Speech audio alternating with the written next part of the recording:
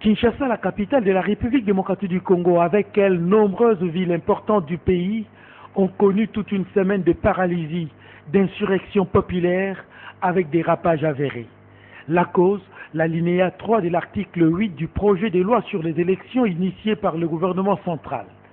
Cette incise meurtrière, au dire de certains parlementaires, demeure la cause de plus de 10 morts pour les uns, de plus de 40 vies fauchées pour les autres. Le bilan matériel est lourd. Les sujets chinois impliqués ou non dans le petit commerce évaluent à plus de 900 000 $ les pertes subies des suites de ces malheureux événements. Ce n'est pas tout, les opérateurs économiques congolais ont été touchés eux aussi.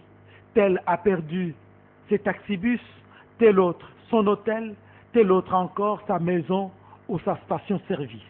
L'État congolais semble avoir été le plus grand perdant, 61 bus Transco calcinés ou détruits.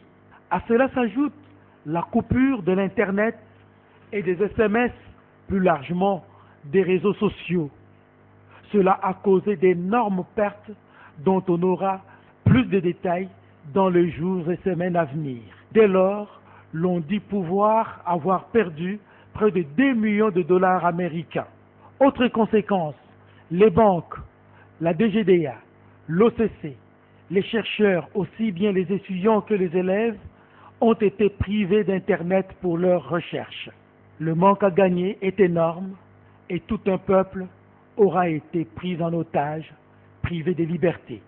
Ces tristes événements interviennent au lendemain seulement de la publication du gouvernement de cohésion nationale. D'aucuns se demandent, à tort ou à raison, à quoi aura finalement servi ce fameux gouvernement pour un pays qui aspire à l'émergence à l'horizon 2030. Pareils événements ne sont pas de nature à favoriser et à atteindre ces objectifs.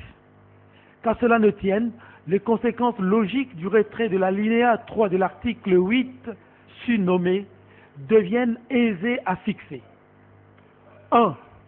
Kabila ne doit pas se représenter en 2016 comme candidat aux élections présidentielles. 2. La CENI doit organiser les élections selon les prescrits de la loi. Donc, le 19 décembre 2016, l'on devra connaître le successeur de Joseph Kabila. Dès lors, la CENI doit impérativement publier le calendrier global des élections. Mais préalablement, le président de la République, Joseph Kabila, devra promulguer la nouvelle loi sur les élections. La gestion du temps est un facteur important car le temps n'est pas toujours à notre faveur. Justement, de suite de ces événements, l'opinion a attendu l'adresse du chef de l'État ou du Premier ministre peine perdue. Mais ce n'est pas tard, ils pourront intervenir n'importe quand. La leçon à tirer est simple.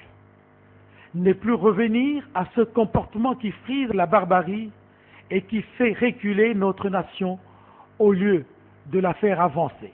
Bravo cependant et chapeau bas aux sénateurs grâce auxquels la nation a eu la vie sauve, si on peut ainsi s'exprimer, pour avoir si bien porté leur statut de chambre haute. Comme on dit chez nous, les Yamoukolo ont véritablement prouvé leur sagesse et leur maturité. Mais la vie politique continue son parcours. Et s'il y a de perdants dans cet épisode, ces perdants ont-ils vidé leurs ressources?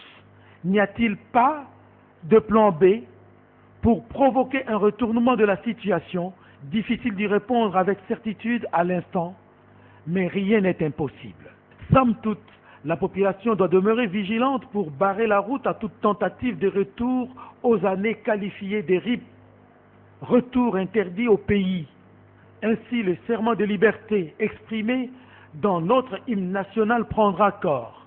Rappelez-vous, serment de liberté que nous léguons à notre postérité pour toujours.